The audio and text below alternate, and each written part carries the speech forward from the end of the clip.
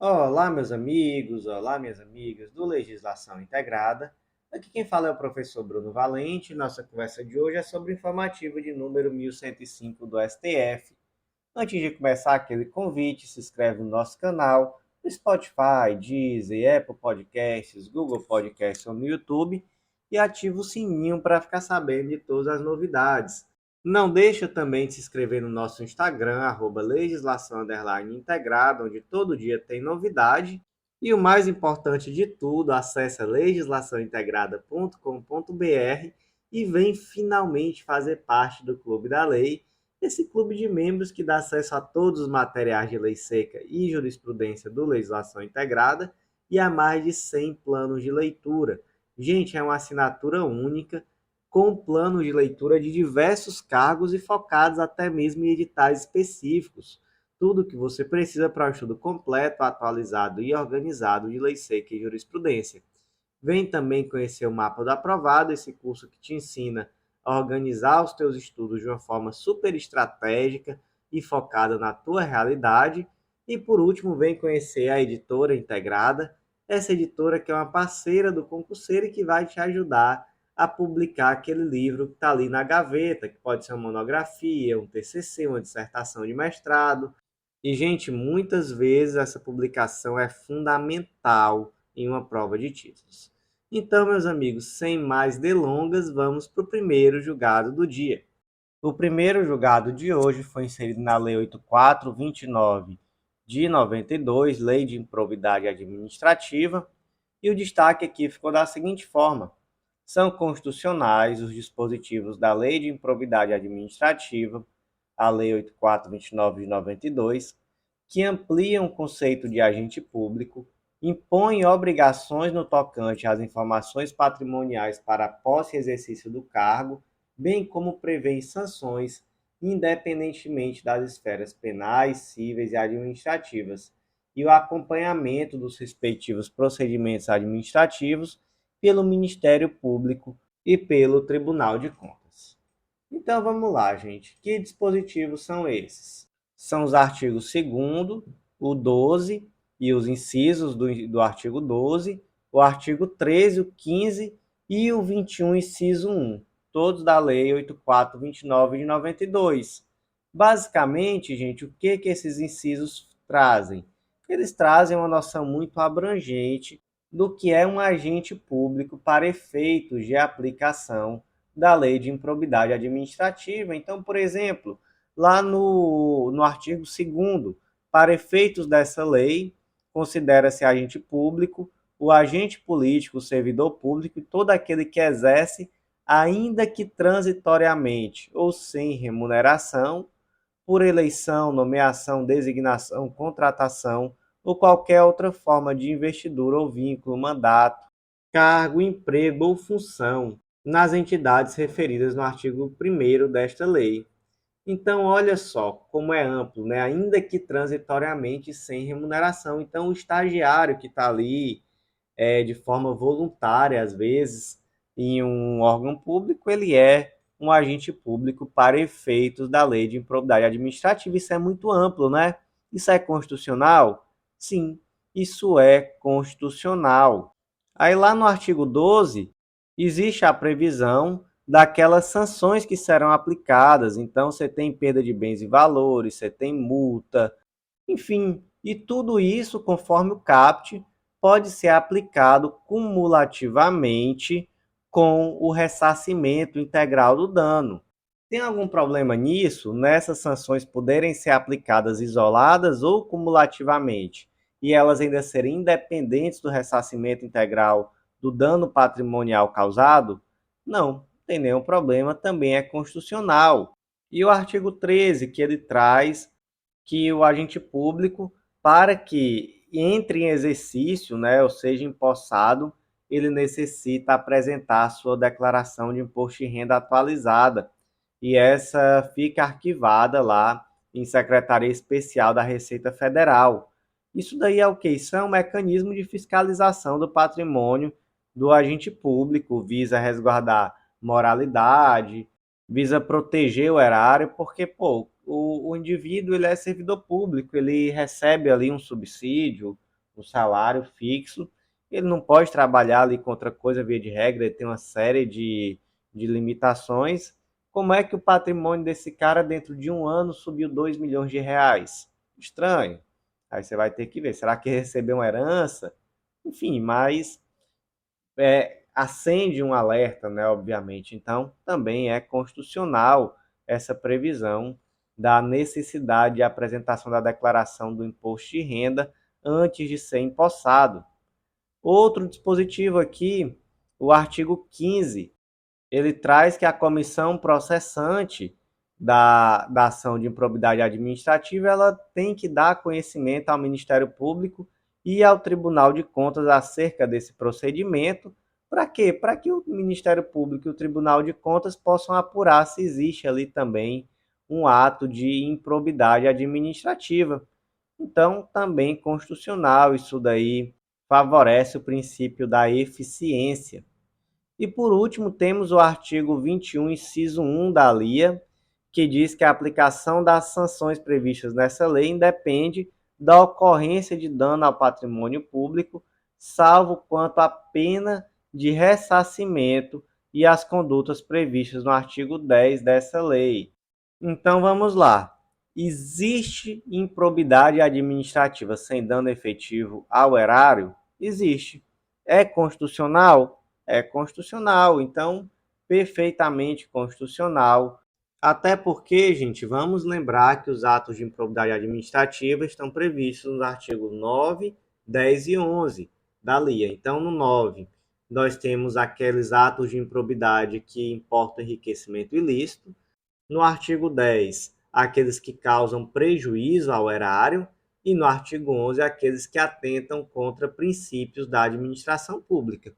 Então, entendendo isso, fica mais claro a mensagem que está passada aqui no artigo 21, inciso 1. A aplicação da sanção independe da ocorrência de efetivo dano ao patrimônio público, salvo quando? Salvo quanto à pena de ressarcimento, porque se não houve dano ao patrimônio público, não tem o que ressarcir, e salvo quanto às condutas do artigo 10, que são quais? Aquelas que causam prejuízo ao erário. Então, também, se não houve prejuízo ao erário, não houve ato de improbidade que causa prejuízo ao erário, obviamente. Então, como é que ficou aqui o destaque do julgado? São constitucionais os dispositivos da Lei de Improbidade Administrativa que ampliam o conceito de agente público, impõem obrigações no tocante às informações patrimoniais para a posse e exercício do cargo, bem como prevêem sanções independentemente das esferas penais, cíveis e administrativas e o acompanhamento dos respectivos procedimentos administrativos pelo Ministério Público e pelo Tribunal de Contas.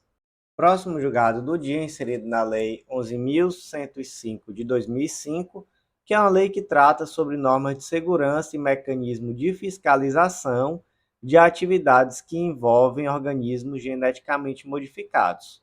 Destaque da seguinte forma: é formalmente constitucional por não violar o sistema de repartição de poderes, lei editada pela União para regulamentar dispositivos da Constituição que dispõe sobre o meio ambiente e estabelecer normas de segurança e mecanismos de fiscalização de atividades que envolvam organismos geneticamente modificados e seus derivados no Brasil.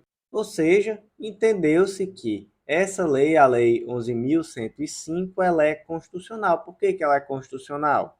Primeiro ponto, formalmente, de quem é a competência para legislar sobre meio ambiente, produção, consumo e saúde pública? É concorrente, é uma competência concorrente, e aí incumbe à União legislar normas gerais acerca do tema. Entendeu-se então que essa é uma norma geral acerca do tema. Ela trata de organismos geneticamente modificados. Um dos pontos de maior embate aqui foi o artigo 16, parágrafo 3º, que atribui à Comissão Técnica Nacional de Biossegurança, o CTN-Bio, a competência para deliberar em última e definitiva instância sobre os casos em que é necessário licenciamento ambiental. Aqui, obviamente, tratando de organismos geneticamente modificados. se entendeu que esse dispositivo é constitucional. Por que que é constitucional?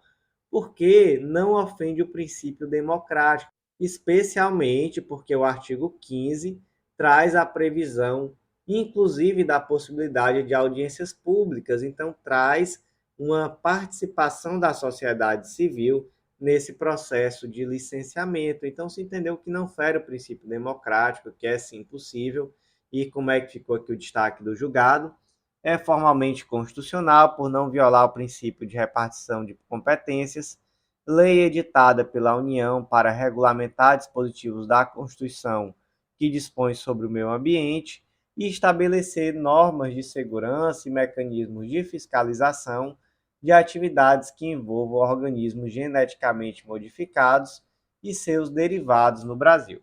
Próximo julgado do dia, inserido na Constituição Federal, destaque da seguinte forma: é inconstitucional, por usurpar a competência legislativa conferida ao Procurador-Geral de Justiça e ofender a autonomia e a independência do Ministério Público, norma estadual de iniciativa parlamentar que dispõe sobre a atuação do Ministério Público nas operações policiais de cumprimento de medidas possessórias de caráter coletivo. E aqui, gente, temos uma lei do Estado de Pernambuco, é a Lei 11.365 de 96, e basicamente o problema dela foi um vício formal, um vício de iniciativa. Veja só, a nível federal, a iniciativa daquela lei complementar, que dispõe sobre a organização, a atribuição e estatuto do Ministério Público da União, é de quem?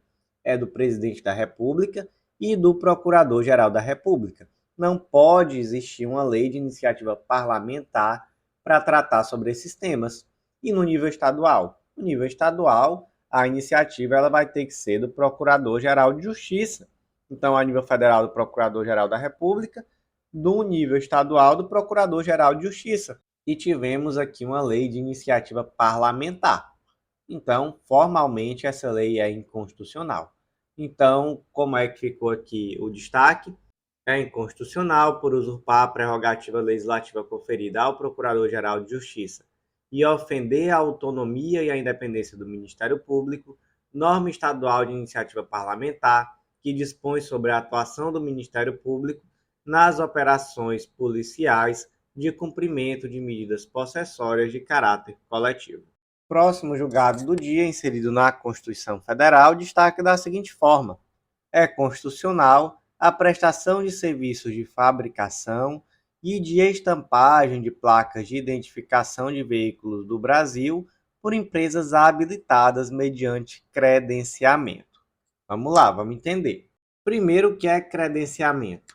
O credenciamento é uma modalidade que ela é adotada pela administração quando ela quer dispor da maior rede possível de prestadores de serviços. Então, nesse caso, no lugar da administração fazer ali uma licitação que ela vai escolher um único prestador, ela estabelece quais são os requisitos mínimos e qualquer pessoa que, ou empresa, né, melhor dizendo, que atenda a esses requisitos mínimos, ela vai estar credenciada a oferecer o produto ou o serviço. Então, nesse caso aqui, qual é o produto ou qual é o serviço? É a estampagem de placa de identificação de veículo. Então, é aquele local que você vai quando adquire um carro novo para realizar a estampagem da placa de identificação.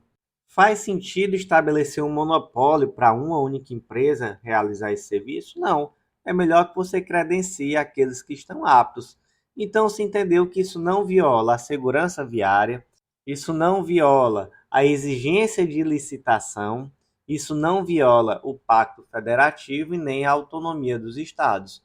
Então, com base nisso, se declarou constitucional a resolução de número 780 de 2019 do CONTRAN, especificamente aqui o artigo 10, e também a resolução 969 de 2022 do CONTRAN, que veio posteriormente a substituir. Como é que ficou aqui o destaque do julgado?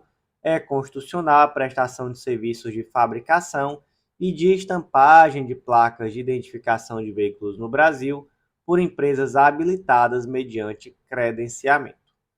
Próximo julgado do dia foi inserido na Lei de Execução Penal, destaque da seguinte forma: é constitucional a Resolução 280 de 2019 do CNJ, com redação dada pela Resolução 304 de 2019, que estabelece diretrizes e parâmetros para o processamento da execução penal nos tribunais brasileiros e determina, entre outras providências, que todos os processos nessa fase processual tramitem pelo Sistema Eletrônico de Execução Unificada, o CEU.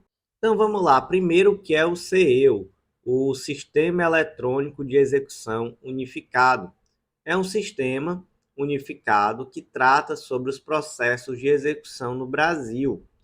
O CEU, ele permite ao judiciário a integração com outras instituições e isso acaba trazendo, né, um verdadeiro incremento de eficiência na atividade jurisdicional. Sem falar, gente, que isso acaba por favorecer também direitos fundamentais, porque você tem ali aqueles incidentes da execução de uma forma eletrônica ali, já contextualizada, integrada com outras instituições, e você acaba até favorecendo a efetivação dos atos normativos do CNJ, com a aplicação ali igualitária, já que você tem todos os procedimentos de execução penal cadastrados ali no CEU. Então, isso é de fato algo louvável. Se entendeu, então, que não existe nenhuma violação ao Pacto Federativo, separação dos poderes, competência legislativa estadual, autonomia dos tribunais, e nem tampouco que isso extrapola o poder normativo do CNJ. Se entendeu que, na verdade, é perfeitamente constitucional essa previsão de que os procedimentos de execução penal devem tramitar pelo CEU. Então, gente, como é que ficou aqui o destaque do julgado? É constitucional a Resolução 280 de 2019 do CNJ, com a redação dada pela Resolução 304 de 2019 do CNJ, que estabelece diretrizes e parâmetros para o processamento da execução penal nos tribunais brasileiros e determina, entre outras providências, que todos os processos nessa fase processual tramitem pelo Sistema Eletrônico de Execução Unificado, o CEU. Próximo julgado do dia foi inserido na Constituição Federal, destaque da seguinte forma: o STF deferiu cautelar, reconhecendo direitos humanos à população em situação de rua, tendo em vista a discussão acerca das condições precárias de vida da população em situação de rua no Brasil, demanda uma reestruturação institucional que decorre de um quadro grave e urgente de desrespeito a direitos humanos fundamentais e a violação maciça de direitos humanos. Gente, isso aqui é importantíssimo, viu? Trata-se aqui da ADPF 976 do DF. Essa ADPF ela foi apresentada pelo PSOL, pela Rede Sustentabilidade e pelo Movimento dos Trabalhadores Sem Teto. E o argumento aqui foi que a população de rua ela está submetida a condições que são desumanas, que existem omissões estruturais nas três esferas de poder, e aí se argumenta que toda essa conjuntura precária ela decorre de falhas que são estruturais e ela tem sido agravada por situações recentes, como, por exemplo, o emprego de técnicas de arquitetura hostil contra as populações em situação de rua. O que é arquitetura hostil? É aquela arquitetura que visa impedir que aquela pessoa em situação de rua se aloque em um determinado local. Então, ficou muito famoso recentemente, por exemplo, um vídeo do padre Lancelotti, que ele vai com a marreta em um determinado viaduto lá na cidade de São Paulo e ele destrói aquela construção de arquitetura hostil que impedia o quê? Que a pessoa em situação de rua procurasse abrigo debaixo daquele viaduto.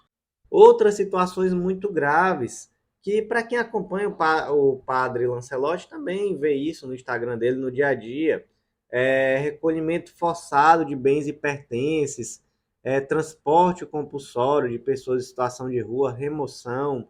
Então, são situações que realmente vão totalmente de encontro àquilo que está previsto no Plano Nacional da População em Situação de Rua. E aqui, dentro desse contexto, existe toda uma lógica, existe até mesmo termos que são de grande importância para a compreensão do caso. Então, por exemplo, um termo muito importante, nós já falamos um, né, que é a arquitetura hostil, o outro é a aporofobia, que seria mais ou menos a fobia pobre, né? Ou vamos dizer assim, um medo, uma rejeição aos pobres. E é dessa aporofobia que surge exatamente esse tipo de conduta, de você adotar, por exemplo, uma arquitetura hostil para afastar o pobre daquele determinado local, ou de você passar a adotar situações como remoção compulsória de pessoas em situação de rua, como a apreensão de bens, né? Então a perda de bens dessas pessoas. Então tudo isso acaba sendo um retrato decorrente dessa aporofobia. E gente, o debate em torno disso, claro que eu não vou aprofundar nesse tema, eu vou trazer aqui aquilo que é jurídico, né? Aquilo que foi decidido. E como essa medida cautelar, ela traz aqui muitos incisos, muitas alíneas, é muito grande, eu vou focar naquilo que é mais importante, mas é sempre importante a gente contextualizar que todo esse movimento de remoção compulsória e etc., ele se contextualiza em uma situação de mercado imobiliário.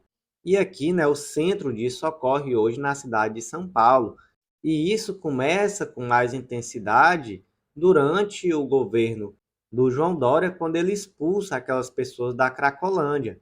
E a partir de então, já se começa a perceber a existência de um lobby muito forte imobiliário que tem o interesse de ocupar aquela área, de construir, de revitalizar. Então, na verdade, o que existe aqui, né, por trás disso, é um interesse financeiro, é um interesse capitalista, né, digamos assim. Mas essa decisão do STF, ela vem com o objetivo de determinar que, olha, é necessário assegurar direitos humanos. Então, vamos lá. Dentre os pontos aqui da cautelar, foi determinada a formulação pelo Poder Executivo, no prazo de 120 dias, de um plano de ação e monitoramento para a efetiva implantação da política nacional da população em situação de rua. Obviamente, garantida com uma participação super ampla, inclusive da DPU, dos movimentos populares e etc. Deve ser elaborado aqui um diagnóstico atual da situação de rua, a criação de instrumentos para diagnósticos permanentes, desenvolvimento de mecanismos para mapear a população em situação de rua no censo do IBGE. Então, no censo do IBGE, essa pessoa em situação de rua ela tem que existir, ela tem que estar mapeada onde estão essas pessoas em situação de rua. Estabelecimento de meio de fiscalização de processos de despejo de reintegração de posse no país e o seu impacto no tamanho da população em situação de rua. Então, olha só, que situação interessante, né? Necessidade de fiscalizar o processo de despejo e reintegração de posse. Para onde essas pessoas que estão sendo despejadas estão indo? Elas vão para a rua? Como é que fica isso? Então, é necessário que se estabeleça como isso vai ser fiscalizado daqui para frente. Lembrando aqui que o prazo foi só de 120 dias, tá? Para implementar tudo isso. Outras questões aqui, elaboração de diretrizes para a intervenção do poder público pautadas no tratamento humanizado e não violento das pessoas em situação de rua. E aí tem que englobar, inclusive, olha só outro termo interessante, aquele tratamento dado aos hipossuficientes. Tem aquela pessoa que é hipossuficiente. Essa pessoa tem que ter um tratamento diferenciado. O poder público ele tem que ter uma diretriz de como ele vai tratar essa pessoa. Pode chegar lá e pegar os bens dela e jogar tudo numa caçamba de lixo? Não, não pode, né, gente? Não pode fazer isso comigo ou com você. Então também não pode fazer isso com aquela pessoa que está em situação de rua. Outro ponto, elaboração de programa de capacitação e sensibilização dos agentes públicos e aqui de todas as áreas, saúde, educação, assistência social, segurança pública, justiça, incorporação na política nacional de habitação das demandas em situação de rua. Então aqui é até o óbvio, né? Essa pessoa em situação de rua, a gente tem que pensar em como tirá-la da rua. Então, Política Nacional de Habitação, análise de programas de transferência de renda e a capilaridade desses programas na população em situação de rua, previsão de canal direto de denúncia contra a violência. Então, assim como a gente tem, por exemplo, hoje, canais diretos de denúncia à violência contra a criança, contra a mulher, também contra a pessoa em situação de rua. Elaboração de medida para garantir padrão mínimo de qualidade no centro de acolhimento, resguardando higiene e segurança. Desenvolvimento de programa de prevenção de suicídio junto à população em situação de rua.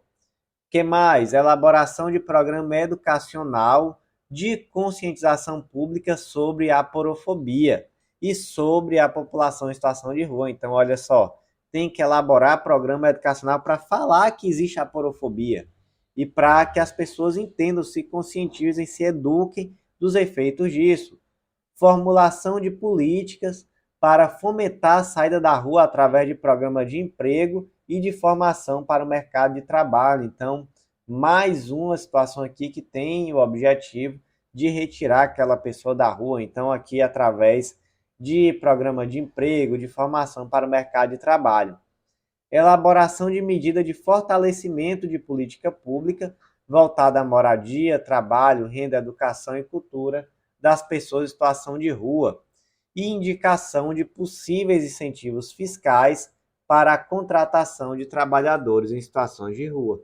Então aqui, né, você vê uma visão muito ampla, desde questões de saúde, de prevenção ao suicídio, de conscientização pública sobre a aporofobia, de conscientização de agentes públicos sobre o tratamento, de melhoria dos centros de acolhimento, de programas de incentivo para a contratação, de formação para o mercado de trabalho, de Plano Nacional de Habitação. Então, extremamente ampla aqui essa cautelar que foi concedida. Ponto 2 aqui da cautelar: aos poderes executivos municipais e distritais, bem como onde houver atuação dos poderes executivos federais e estaduais, no âmbito de suas zeladorias urbanas e nos abrigos de suas responsabilidades. Então, olha só o que tem que garantir: efetivar a medida que garanta a segurança pessoal e dos bens das pessoas em situação de rua dentro dos abrigos institucionais existentes, disponibilizar apoio de vigilância sanitária para garantir abrigo aos animais de pessoas em situação de rua. Então, a pessoa em situação de rua, muitas vezes, ela tem ali aquele animalzinho de apoio, aquele cachorrinho que ela cuida.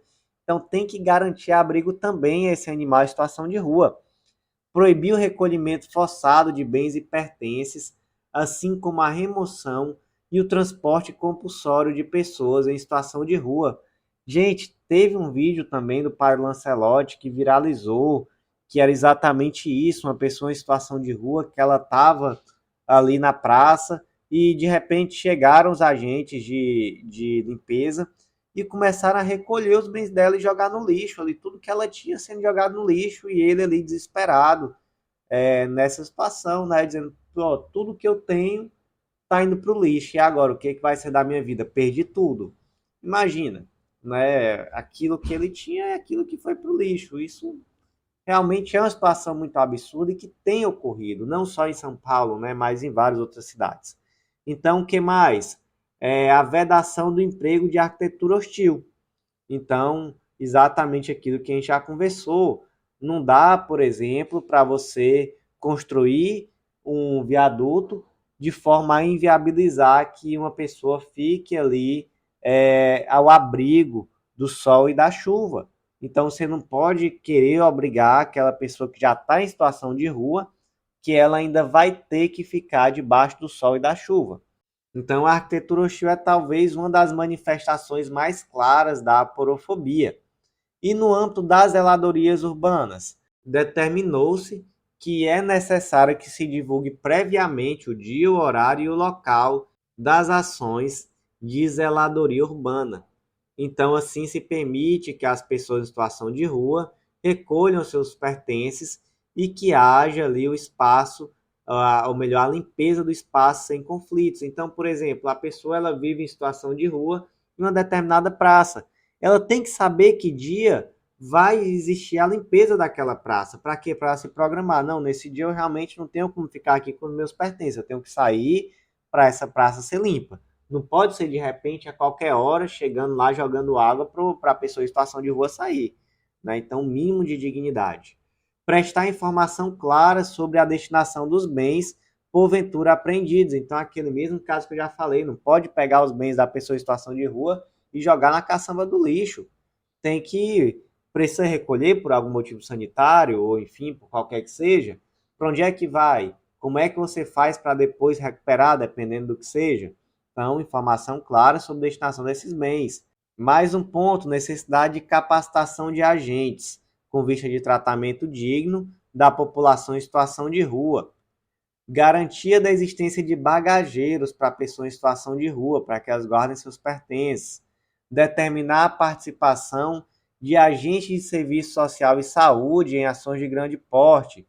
Olha só esse outro tópico aqui que importante, disponibilizar bebedouro, banheiro público, lavanderia social de fácil acesso às pessoas em situação de rua.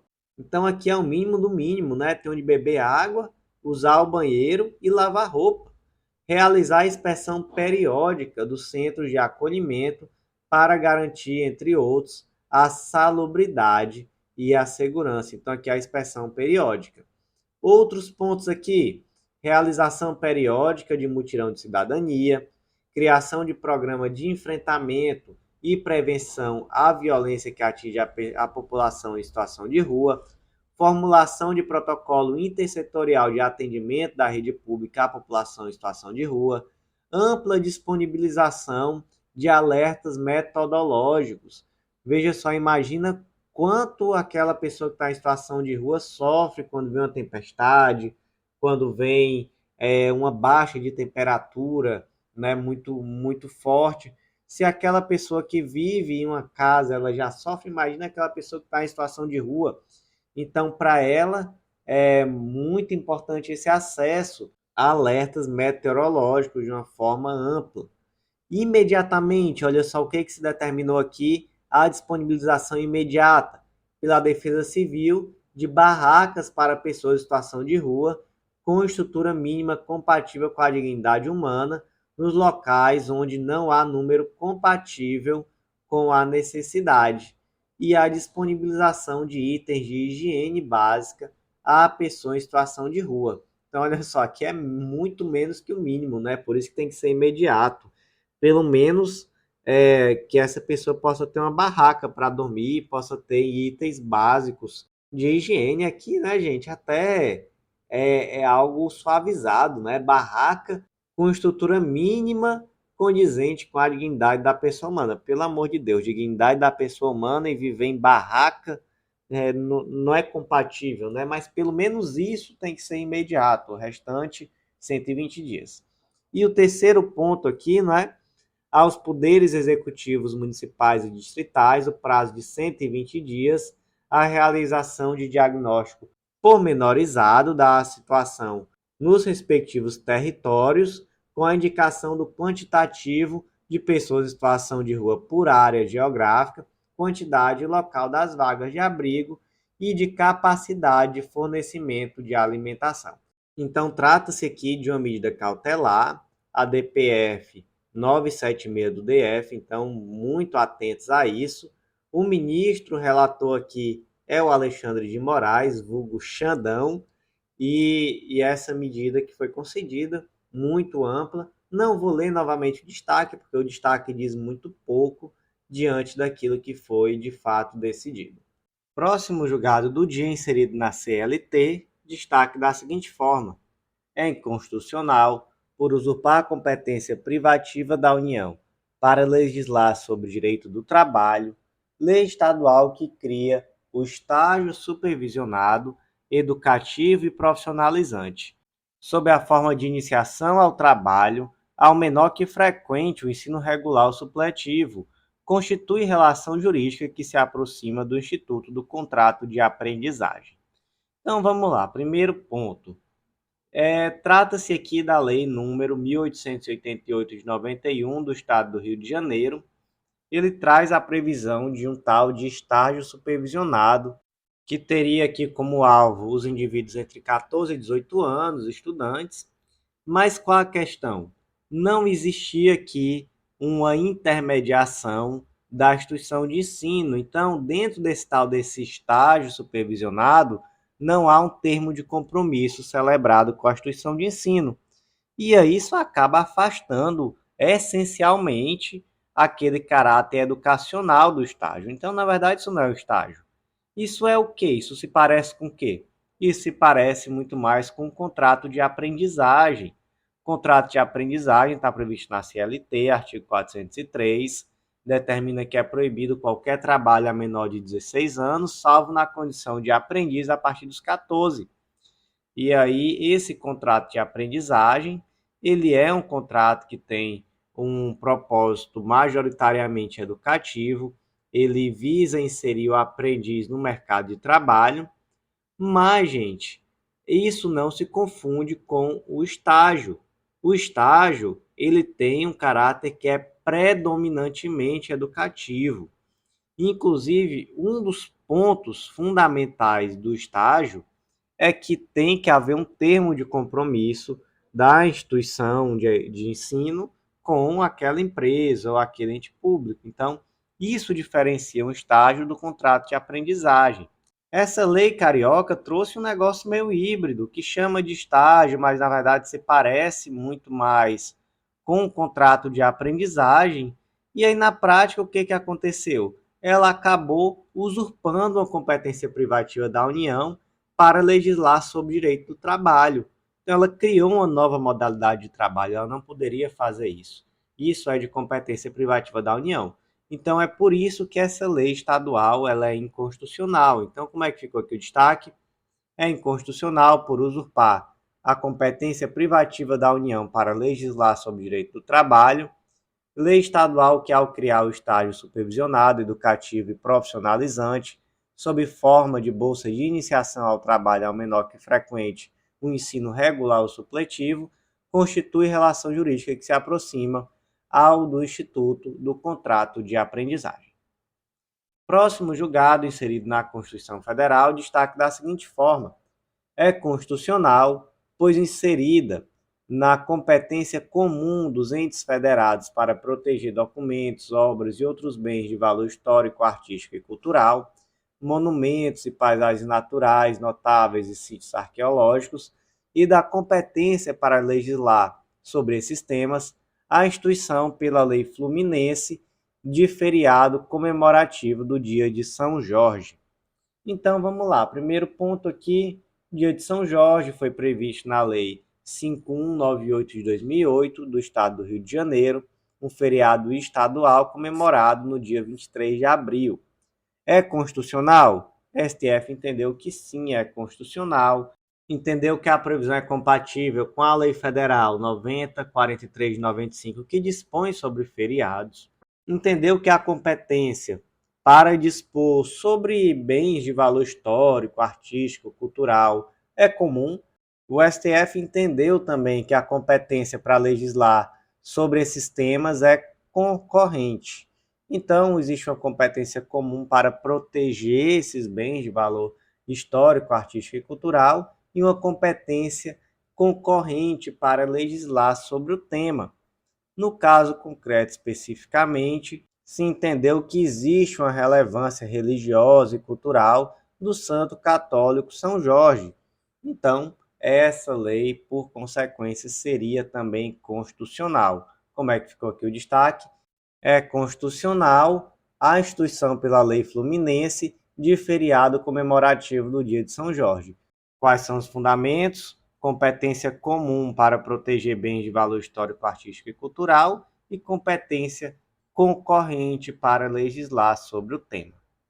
Próximo julgado do dia, inserido na Constituição Federal, destaque da seguinte forma: é inconstitucional por invadir a competência da União exclusiva para manter o serviço postal e privativa para legislar sobre a matéria, lei estadual que proíbe a entrega em caixas postais comunitárias das correspondências que se enquadram como carta, cartão postal e correspondência agrupada. mais uma lei aqui do Estado do Rio de Janeiro, lei número 3477 de 2000, ela proibiu basicamente o quê? A postagem em caixa postal comunitária de boleto de pagamento alusivo a serviços prestados por empresa pública e privada. Então, basicamente disse, olha, empresa pública e privada que presta serviço, você não pode postar boletos tendo como remetente caixas postais comunitárias. Isso é constitucional? É não, tá, gente? Por quê? Artigo 21, inciso 10 da Constituição. Compete à União manter o serviço postal e o correio aéreo nacional. Artigo 22, inciso 5. Compete privativamente à União legislar sobre serviço postal. Então, o Estado não tem nada que está legislando acerca desse tipo de tema. Então, a lei 3477 de 2000 do Estado do Rio de Janeiro é inconstitucional. Destaque: é inconstitucional por invadir a competência da União exclusiva para manter o serviço postal e privativa para legislar sobre a matéria, lei estadual que proíbe a entrega em caixas postais comunitárias das correspondências que se enquadram como carta, cartão postal e correspondência agrupada. Próximo julgado do dia inserido na Constituição Federal, destaca da seguinte forma: as guardas municipais são reconhecidamente órgãos de segurança pública e aquelas devidamente criadas e instituídas integram o Sistema Único de Segurança Pública. Vamos lá, gente, julgado importantíssimo, tá bom? Importantíssimo mesmo. Vamos lá. Primeiro ponto. Artigo 144 da Constituição Federal. Vamos ler? A segurança pública, dever do Estado, direito e responsabilidade de todos, é exercida para a preservação da ordem pública e da incolumidade das pessoas e do patrimônio através dos seguintes órgãos. Quais são os órgãos? Polícia Federal, Polícia Rodoviária Federal, Polícia Ferroviária Federal, Polícias Civis, Polícias Militares e Corpo de Bombeiros Militares, Polícia Penal Federal, Estadual e Distrital. Isso daqui já é novidade, tá? Foi inserido pela Emenda Constitucional 104 de 2019. E as guardas municipais? Estão lá no parágrafo 8º. Os municípios poderão instituir guardas municipais destinadas à proteção de bens, serviços e instalações, conforme dispuser a lei. Certo. E aí vem a pergunta: o rol desse artigo 144, que determina quem são os agentes de segurança pública, é um rol taxativo?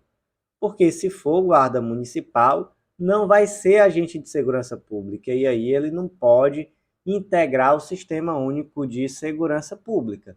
E aí, gente, o que vocês acham? Vamos lá, primeiro ponto.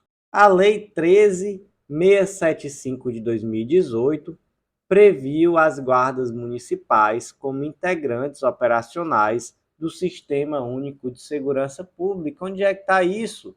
Está lá no artigo 9º, parágrafo 1º, inciso 7º. São integrantes estratégicos do Sistema Único de Segurança Pública as guardas municipais. Outro ponto. A Lei 13.022 de 2014 dispõe sobre o Estatuto Geral das Guardas Municipais e prevê diversas atribuições. Dentre elas, olha só o que diz o artigo 4º, desculpem, a proteção de bens, serviços, logradouros públicos e instalações do município.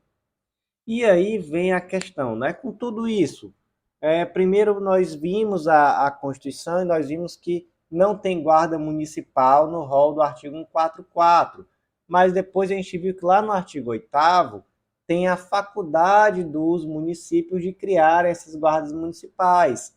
E aí depois a gente viu que lá na lei que trata sobre os integrantes operacionais do Sistema Único de Segurança Pública, que é a Lei 13.675, existe a Guarda Municipal como integrante estratégico.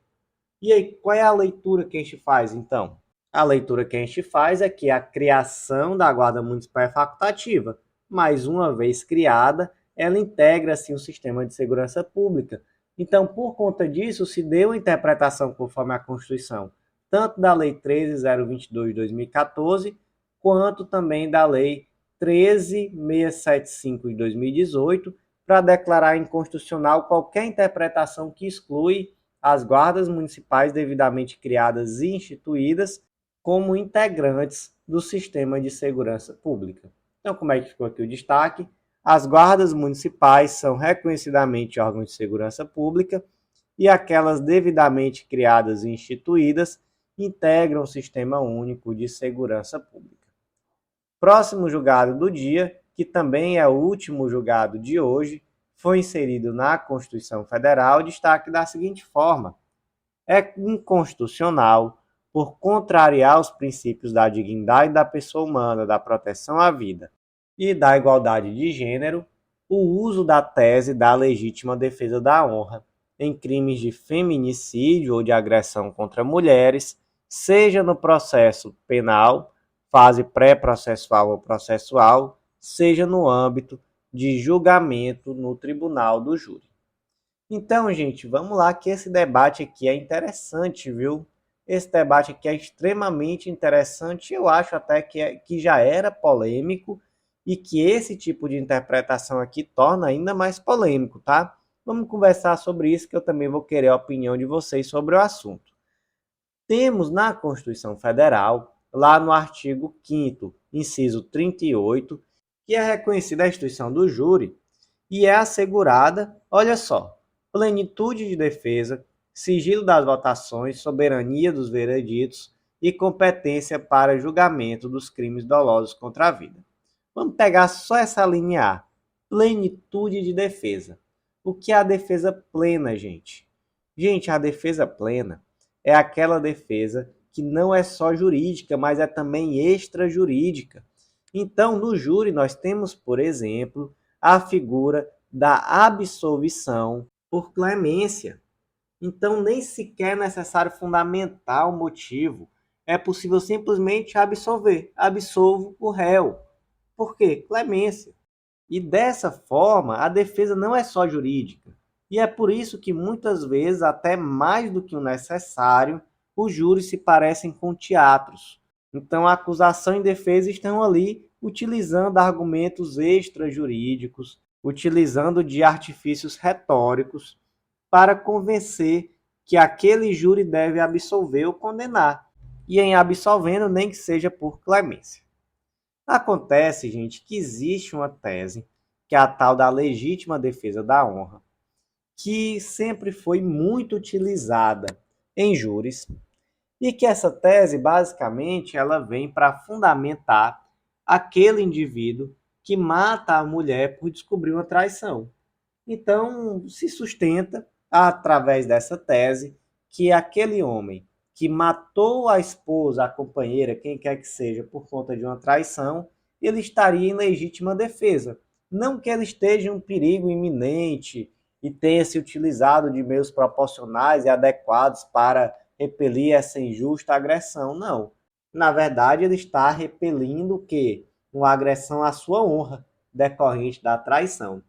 E muita gente já foi inocentada no Brasil de feminicídios por conta da legítima defesa da honra. E aí chegou um momento que o STF deu um basta e disse, olha, a defesa no júri é plena.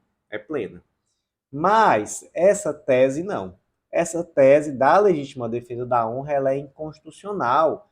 Ela contraria o princípio da dignidade da pessoa humana, a proteção à vida, a igualdade de gênero. Ela é utilizada como fator de retrocesso no combate contra a violência contra a mulher. Então, não é possível. E sendo utilizada essa tese da legítima defesa da honra, haverá uma nulidade do julgamento. Isso já havia sido decidido pelo STF, isso não foi agora não. Mas o STF agora foi além e disse que, olha, essa tese não cabe, não é só no tribunal do júri não é só no plenário não. É também nas fases pré-processual ou processual. Isso traz um problema, sabe, gente? Porque, assim, no âmbito do tribunal do júri, nós temos a possibilidade de absolvição por clemência, né, o quesito genérico. E aí você imagina que o indivíduo, ele trouxe, né, o indivíduo que eu digo advogado, ele trouxe essa argumentação da legítima defesa da honra, e no final das contas o cliente dele foi absolvido por clemência. Isso pode importar nulidade? Com certeza, porque mesmo que não seja necessário fundamentar essa absolvição fundada no quesito genérico, se a defesa arguiu essa tal da legítima defesa da honra em plenário, então já se está contaminado, né? Não há como dizer que a clemência não se deu por conta dessa tese. Então isso meio que repristina, foi esse o termo utilizado, repristina a odiosa tese da legítima defesa da honra. Foi esse o termo utilizado aqui no julgado. Mas quando a gente vê as fases pré-processual e a fase processual, antes do plenário do júri, aí é que eu entendo que esse debate vai ser ainda mais complicado. Porque, e aí? Basta que o indivíduo tenha arguído, que o advogado tenha arguído a tese para atrair a nulidade, e se o juiz sequer utilizou, né? Porque aqui se trata de um juiz togado, é diferente de um júri, né, que são leigos. Mas aqui, nas fases pré-processual e inclusive na fase processual, eu tenho curiosidade de entender como vai se dar. Será necessário que o juiz decida com base na tese? Ou então vai bastar que a defesa simplesmente tenha arguído a tese e o juiz tenha absolvido? Enfim, qual vai ser aqui o critério? Nas fases anteriores ao plenário, eu acho que isso aqui vai trazer muito problema ainda, né?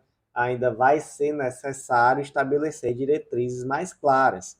Mas fica aqui a pergunta para vocês, qual a opinião de vocês sobre o assunto, se continua existindo uma plenitude de defesa, se essa decisão do STF é certa, se é errada, ou também se vocês concordam com o ministro Dias Toffoli, que chegou a propor que o Congresso debatesse sobre a extinção do Tribunal do Júri, ao afirmar que se trata, na verdade, de um órgão retrógrado, que acaba repristinando determinadas tradições que são retrógradas. Então, essa questão da legítima defesa da honra é só ali a cereja do bolo, né? A ponta do iceberg. Tem muita coisa pior dentro do âmbito do Tribunal do Júri. Aí você pode falar exatamente dessa questão da teatralização do direito, etc.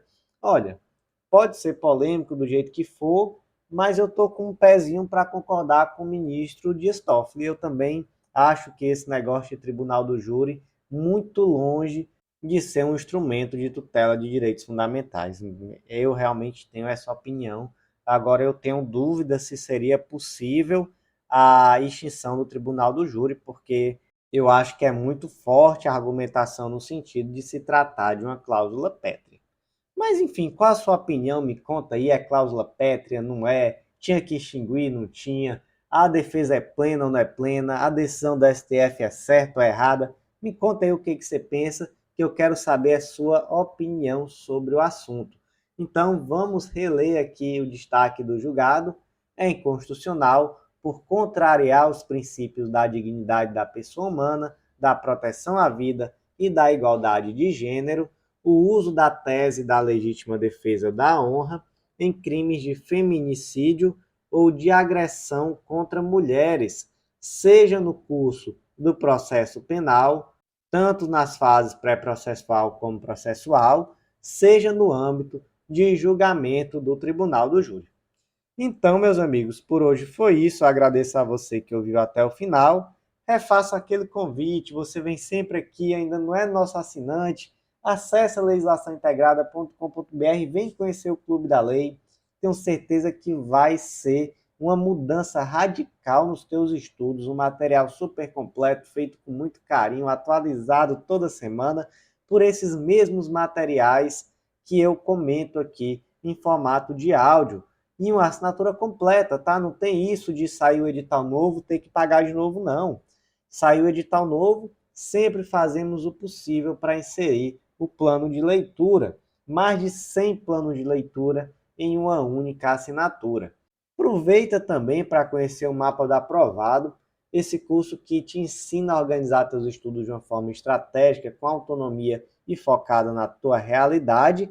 E vem conhecer a Editora Integrada, essa editora que já ajudou tanta gente que tinha aquele livro na gaveta, aquela monografia, TCC, que achava que nunca ninguém ia ler, que ia mofar na gaveta, e com a Editora Integrada conseguiu publicar e muitas vezes ainda conseguiu utilizar esse livro como título em concurso público. Então, um ganha-ganha. E então, meus amigos, por hoje foi isso. Aguardo vocês no próximo podcast.